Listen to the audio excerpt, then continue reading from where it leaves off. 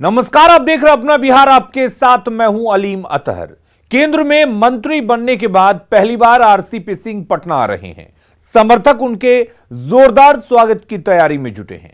भव्य स्वागत की तैयारी पर सियासी गलियारे में सवाल भी उठ रहे हैं कि क्या ललन सिंह के स्वागत समारोह से ज्यादा भीड़ लाने की तैयारी के पीछे कहीं जेडीयू में शक्ति परीक्षण की तैयारी तो नहीं है।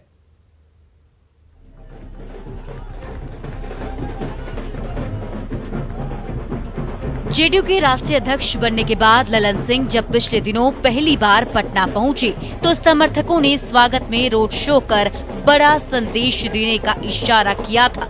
और अब पूर्व अध्यक्ष और केंद्रीय मंत्री आरसीपी सिंह जब पटना आ रहे हैं तो उनके भी समर्थक स्वागत समारोह को ऐतिहासिक बनाने की तैयारी में जुटे हैं। एयरपोर्ट से जेडीयू ऑफिस तक स्वागत में बैनर पोस्टर लगाए गए हैं, बड़े बड़े पंडाल बनाए गए हैं, जो इशारा कर रहा है कि आरसीपी सिंह के समर्थक ललन सिंह के स्वागत समारोह से कहीं ज्यादा भव्य बनाने में जुटे हुए हैं। लोग आंखें बिछाए हुए हैं कि कब में आएंगे हमारे सरकार, समझे ना। तो सारे लोग लगे हुए हैं स्वागत में, पूरी पार्टी लगी हुई है। और जाके देख लीजिए, हमारे राष्ट्रीय अध्यक्ष जो हैं अभी, उनका भी बैनर लगा हुआ है। पूरे बिहार के जितने भी जदयू के कार्यकर्ता हैं उन तमाम लोगों की तैयारी शबाब पर है और काफ़ी जोश व खरोश के साथ ढोल बाजा नगाड़ा फूल माला के साथ अपना एयरपोर्ट पर वालिहाना इस्तकबाल करेंगे उनका। तो आरसीपी समर्थक साफ तौर पर कह रहे हैं कि उनके सरकार आ रहे हैं। माना जा रहा है कि केंद्र में आरसीपी सिंह के मंत्री बनने और ललन सिंह के मंत्री नहीं बनने के बाद से ही जेडीयू में ऑल इज वेल को लेकर सवाल उठ रहे हैं। सवाल ये भी है कि क्या ललन सिंह मंत्री नहीं बन पाने की वजह से नाराज हैं? लेकिन इसी बीच ललन सिंह को राष्ट्रीय अध्यक्ष बनाया गया है और जब राष्ट्रीय अध्यक्ष बनने के बाद वे पटना पहुंचे तो उनका ग्रैंड वेलकम हुआ। उससे कई सवाल भी खड़े हुए तो कई संदेश भी देने की कोशिश की गई और अब कुछ ऐसे ही संदेश आरसीपी समर्थक भी देने की तैयारी में लगे हैं। ऐसे में भव्य स्वागत समारोह के लिए शानदार भोज के इंतजाम भी किए गए हैं। कितने लोगों को बुला रहे हैं? कोई गिनती नहीं है, जितने लोग आएंगे सब लोगों का स्वागत है, सब लोगों को खिलाएंगे। जितने कार्यकर्ता आएंगे सब लोगों का व्यवस्था होगा सब लोगों के लिए। आरसीपी सिंह के स्वागत में सिर्फ उनके समर्थक, विधायक और कार्यकर्ता ही नहीं लगे, बल्कि मंत्री और पूर्व मंत्री भी लगे हुए हैं। परिवहन मंत्री शीला मंडल के सरकारी आवास पर भी पंडाल बनाया गया है। भोज और पीने के लिए पानी की टंकी तक के इंतजाम किए गए हैं। यानी शक्ति प्रदर्शन की तैयारी पूरी है। लेकिन कुछ ऐसे भी नेता हैं जो इसे खुले तौर पर स्वीकारने को तैयार नहीं है। इसकी जो बातें मार्केट में उड़ रही है कि अलग अलग गुट है, ये एकदम साफ तौर पर हम लोग कहते हैं कि एक विरोधियों की साजिश हो सकती है, लेकिन पूरी तरह से पार्टी गोलबंद है और पूरी तरह से सभी लोग जो स्वागत जो ललन जी में कर रहे थे वही स्वागत आरसीपी जी में कर रहे हैं। तो एक कार्यकर्ताओं से उनका जुड़ाव है और स्वाभाविक है, जब जुड़ाव है, लोगों से जुड़ाव है और पहली बार बिहार उनका आगमन हो रहा है तो लोगों में, कार्यकर्ताओं में एक उत्साह है और उस उत्साह लेकर उनका आगमन पर लोगों का उपस्थिति अच्छा खासा रहेगा। बहरहाल नजर आरसीपी सिंह के पटना पहुंचने और उनके स्वागत पर टिकी है, जिसमें देखने वाली बात यह होगी कि स्वागत के स्वाद का कौन चटकारे लेता है और किसका मन खट्टा होता है, या फिर बड़े बड़े पंडालों में बैठकर कौन ठंडी सांस लेता है और किसकी बेचैनी बढ़ती है। आनंद अमृतराज, न्यूज़ 18 पटना। बिहार में कल से छोटे बच्चों के लिए भी स्कूल खुल रहे हैं, लेकिन ज्यादातर अभिभावक अब भी बच्चों को स्कूल भेजने के पक्ष में नहीं हैं।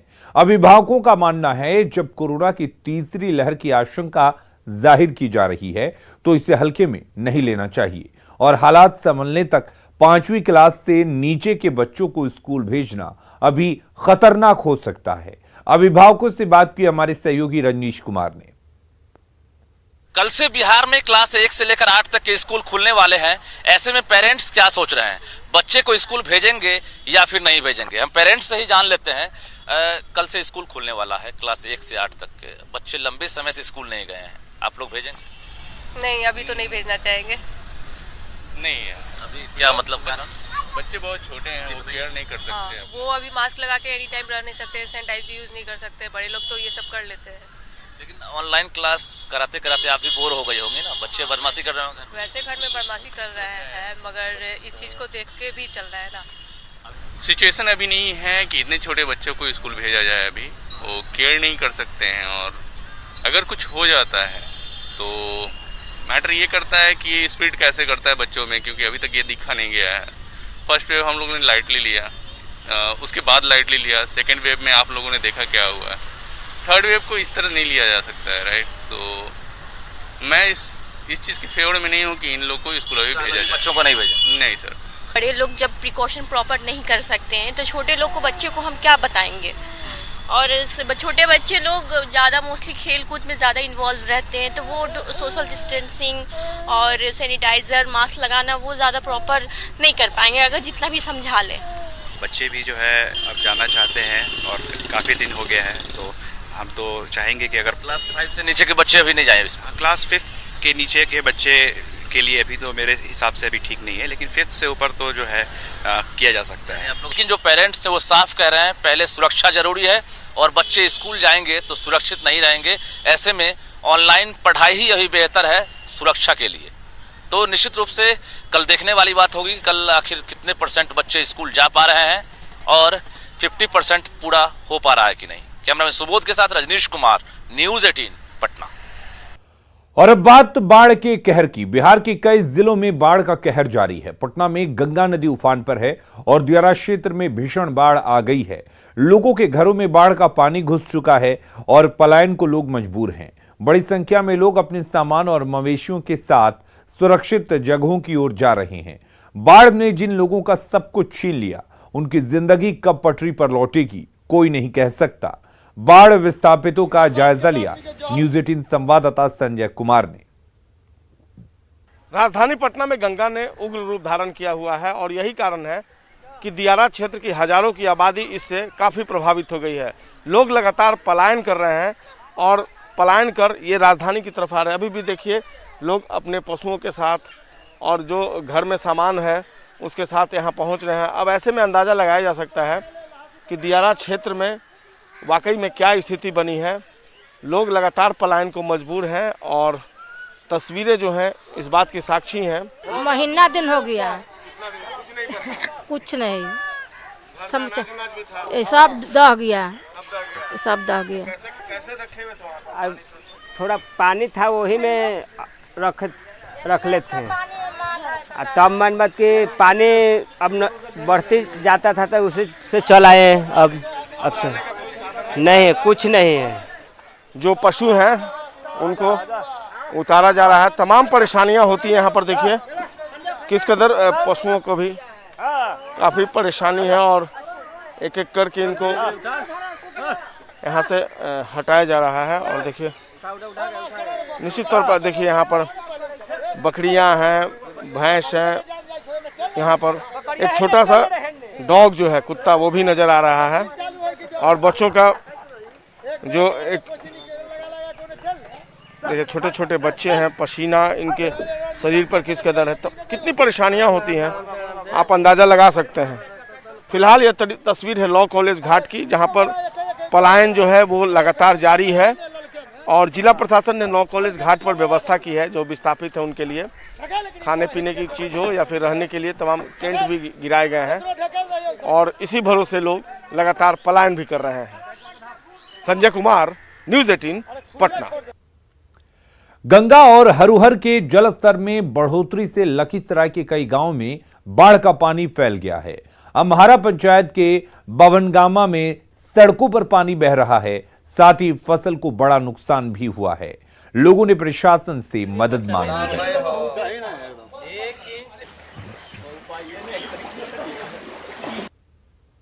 वक्त हम मौजूद हैं सदर प्रखंड के अम्हारा पंचायत में। लगातार गंगा के जल स्तर में वृद्धि के बाद आपको दिखाना चाहेंगे कि इस अम्हारा पंचायत के दर्जनों गांव जो है जलमग्न हो गया है। किसानों का फसल बर्बाद हो चुका है और अभी हम जहाँ पे मौजूद हैं आप देख सकते हैं सड़कों पे लगातार पानी का तेज बहाव हो रहा है, जिससे लोग काफ़ी परेशान हैं। कुछ लोग भी हैं हमारे साथ, हम उनसे बात करेंगे।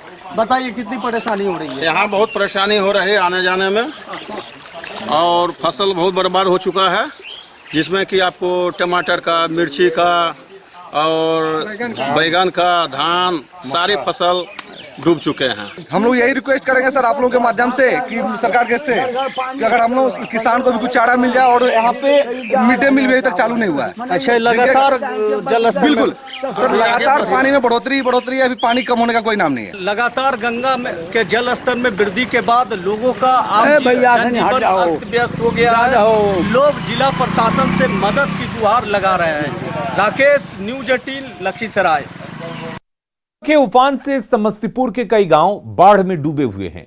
पीड़ितों के लिए सामुदायिक किचन की व्यवस्था तो की गई है, लेकिन सामुदायिक किचन में क्या कुछ व्यवस्था है वो हमारे सहयोगी ने जानने की कोशिश की। समस्तीपुर जिले के मोहिउद्दीन नगर मोहनपुर प्रखंड के कई पंचायत इन दिनों बाढ़ की भीषण विभीषिका को झेल रहा है। इस वक्त हम हैं मोहिउद्दीन नगर के राजपुर पतसिया इलाके में, और आपको ये तस्वीर दिखाना चाहूँ जहाँ पे सरकार के स्तर पर कम्युनिटी किचन की शुरुआत की गई है। आपको सबसे पहले कम्युनिटी किचन की तस्वीर हम दिखाना चाहेंगे कि यहाँ पर आप देखिए सब्जी और यहाँ पे ये दाल है और चावल बने हैं और लोगों को यहाँ पर खाना खिलाया जाता है। जी, जिला प्रशासन की तरफ से कल जैसे कि जिलाधिकारी के साथ हमारी बैठक हुई है, तो यहाँ के समस्याओं से रूबरू हो पाए हैं, और मुझे लगता है कि सभी स्थानों में जहाँ जहाँ लोग किसी दूसरे स्थल पर नहीं जा सकते हैं, एक टापू की तरह लोग बसे हुए हैं, वैसे बसावटों में उनके ही किसी उच्च स्थान पर कम्युनिटी किचन का आयोजन हो, वहाँ पर शौचालय की सुविधा हो। तो मैं इन सबों को आश्वस्त करूँगी कि जो दूध का पैकेट है, बच्चों के लिए जो राशन है, वो हम थोड़े दिन में, 1-2 दिन के अंदर, जो यहाँ से रिपोर्ट मांगी गई है कि कितने बच्चे जिन जिन जगह पर कम्युनिटी किचन चलता है वहाँ हमारे कितने बच्चे हैं जिन तक पहुँचाया जाए। चूँकि एक सूची बनेगी तो उस आधार पर आएगा जो बच्चों को कमी नहीं। आप खाना खाए? खा लिया है। हमारे सबके 5 गो माल हेरायल है, हमरा 1 व्यवस्था नहीं, मरद लांगर हो गेल, बेकला नहीं, बेगूसराय भर्ती रहे। अच्छा। हमरा कोई व्यवस्था न हवे, न पन्नी उन्नी के न रहे के साधन है। अच्छा। माल दे खोजे के लिए हमरा कोई, हम जानी जात हम की करू। बकरी हेरा दिया। क्या दिक्कत है? बकरी और रहे के व्यवस्था न हवे, तनु कोनो व्यवस्था हवे। ठाड़ा रही छी भर दिन पानी में ठाड़ा रही छी। एगो बच्चा डूब गेल हन, आई 2-3 घोट पानी पी गेल हन बच्चा के अथी करे में। व्यवस्था चाहिए, रहने के व्यवस्था हम लोग के बहुत दिक्कत है सर। अच्छा। घर में पानी है, भुइयां में बाल बच्चा उंगरा जाता है, डूबने का डर है sir.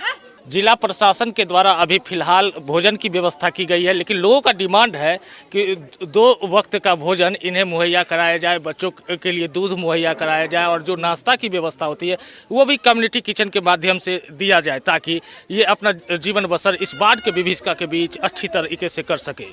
Mukesh Kumar, news 18 network, Samastipur. मुख्यमंत्री के लगातार निरीक्षण के बाद पटना में बाढ़ पीड़ितों के लिए राहत और बचाव कार्य तेज कर दिया गया है। कई जगहों पर कैंप लगाए गए हैं, जहां रहने और खाने पीने के साथ चिकित्सा का भी इंतजाम किया गया है। पटना में एक बाढ़ कैंप का जायजा लिया है हमारे सहयोगी संजय कुमार ने। राजधानी पटना में बाढ़ ने अपना प्रकोप दिखाया है, और इस कारण हजारों की आबादी दियारा क्षेत्र से पलायन कर राजधानी पटना की तरफ आ गई है, और जिला प्रशासन ने भी अपनी तरफ से पहल की है। यह तस्वीर है पटना के एक घाट की, जहां पर जिला प्रशासन ने देखिए व्यवस्था की है। यहां पर मेडिकल कैंप भी बनाया गया है, और तस्वीरों में देखिए जिला प्रशासन पटना मेडिकल कैंप, बाढ़ राहत शिविर जिला स्वास्थ्य समिति की पहल की तरफ से हुआ है। मेडिकल कैंप में जो स्टाफ है, पैरामेडिकल स्टाफ हैं, क्या क्या लेकर बैठे हैं आप? सर अभी तो फिलहाल मुझे कोविड का करने का दिया गया है। हाँ सर। और जो बीमार पड़ रहे हैं उनके लिए? सर उनके लिए टीम बोल दिया गया है, अभी पहुंचा नहीं है, वो लोग चल दिए वहाँ से। जिला प्रशासन ने हालांकि अपनी तरफ से टेंट लगा दिया है यहाँ पर, और टेंट में फैन भी लगाए गए हैं, और जाहिर सी बात है विस्थापितों के सामने तमाम तरह की परेशानियाँ हैं। लोग अपना सामान, जो सामान बचा पाए उसको लेकर यहाँ पर आए हैं। बहुत कुछ तो नहीं बच पाया होगा, लेकिन निश्चित तौर पर जो भी बचा उस सामान के साथ ये पहुँचे। और 2016 के बाद एक बार फिर से 2021 में ये दर्द जो है वो देखने को मिल रहा है। क्या बचा पाई सामान में? सामान में क्या बचा? सारा दह गलन घर में, यहाँ तो कुछ सारा चल गया। कमी तो है कि माल जाल ऐसी भूखले रह जा रहा है, न दाना है, न चुन्नी है, न कुट्टी है। जिला प्रशासन चारा लेके आया है कि नहीं आपके पास? नहीं, अभी कहाँ है? अरे अभी बटाया उठाया नहीं, अभी बटाया उठाया नहीं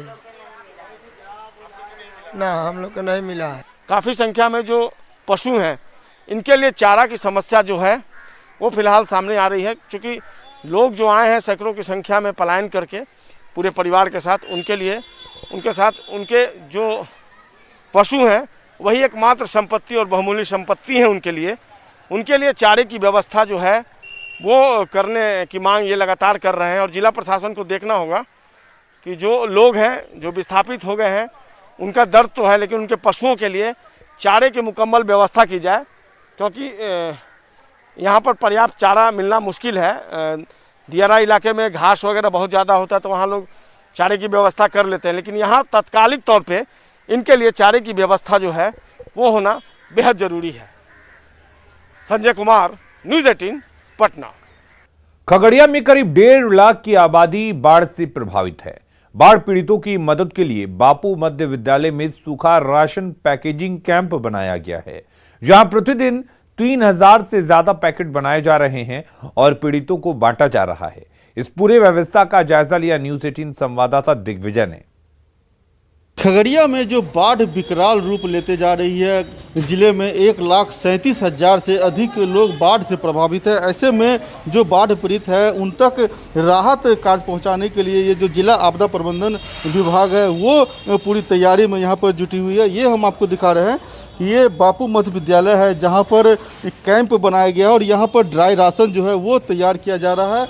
जो ये जो कैंप है यहाँ से पूरे ज़िले में जो है जो सूखा राशन का पैकेट का वितरण किया जाता है। यहाँ पर ये जो आप साफ तौर पे देख सकते हैं कि जो सूखा राशन है उसमें चावल हो गया, दाल, आलू और नमक है वो दिया जा रहा है। तो ये पूरा पैकेजिंग यहाँ से जो है सो बापू मध्य विद्यालय जो कैंप बना हुआ है वहाँ से ये किया जा रहा है और यहाँ से पूरा जिले में जो बाढ़ प्रभावित क्षेत्र है वहाँ पर डिस्ट्रीब्यूट किया जा रहा है। किस तरह से ये पूरा कैंप काम कर रहा है, कैसे तैयारी चल रही है? यहाँ पे जिला के जैसे कि पता 7 अंचल प्रभावित हैं, वहाँ के लिए यहाँ से फूड पैकेट भेजा जाता है और उसकी तैयारी हम लोग पूरी कर लिए हैं। मोटा मोटी हमारा 3000 पैकेट एक दिन में 24 घंटे में हम लोग रात दिन मेहनत करके तैयार कर लेते हैं और उसको जिस हिसाब से अंचलाधिकारी वितरण के लिए वो प्लान के अनुसार से मांग करते हैं उतना फूड पैकेट उनको भेजते हैं। क्या रहता है फूड पैकेट?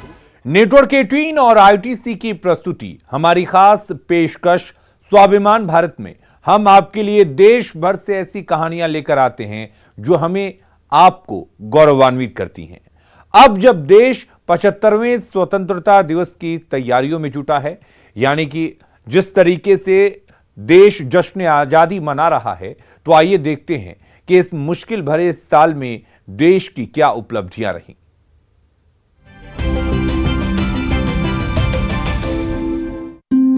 कोविड-19 महामारी के चलते पिछला साल दुनिया भर के लिए सबसे कठिन सालों में से एक रहा है। भारत ने भी इस तबाही का खामियाजा भुगता और लाखों लोगों को इसके भयानक परिणामों का सामना करना पड़ा। हालांकि इस सारी निराशा के बीच नेटवर्क 18 और आईटीसी की खास पेशकश स्वाभिमान भारत अभियान आपके लिए उपलब्धियों से भरी सकारात्मक कहानियां ला रहा है, जिस पर देश को बेहद गर्व होगा। अब जब भारत अपनी आजादी के 75वें साल में प्रवेश कर रहा है, आइए नजर डालते हैं इन कहानियों की कुछ झलकियों पर। भारतीय दल ओलंपिक से अब तक के सर्वोच्च पदक लेकर लौटा है। नीरज चोपड़ा ने टोक्यो में भारतीय राष्ट्रगान की धुन गुंजायमान करते हुए भारत को पहला ट्रैक एंड फील्ड पदक दिलाया। खेल जगत से निकलकर बात करते हैं वैश्विक राजनीति के मानचित्र की। यहाँ पीएम मोदी संयुक्त राष्ट्र सुरक्षा परिषद की बैठक की अध्यक्षता करने वाले पहले भारतीय प्रधानमंत्री बने। राष्ट्र वास्तव में तरक्की की राह पर तेजी से आगे बढ़ रहा है। एक साल पहले 10,240 किलोमीटर की तुलना में वित्त वर्ष 2021 में 13,300 किलोमीटर राज्य मार्गों का निर्माण पूरा किया गया। इसके साथ ही इंटरनेट की पहुंच 45% को पार करते हुए एक बड़ी आबादी तक अपनी पहुंच बना चुकी है।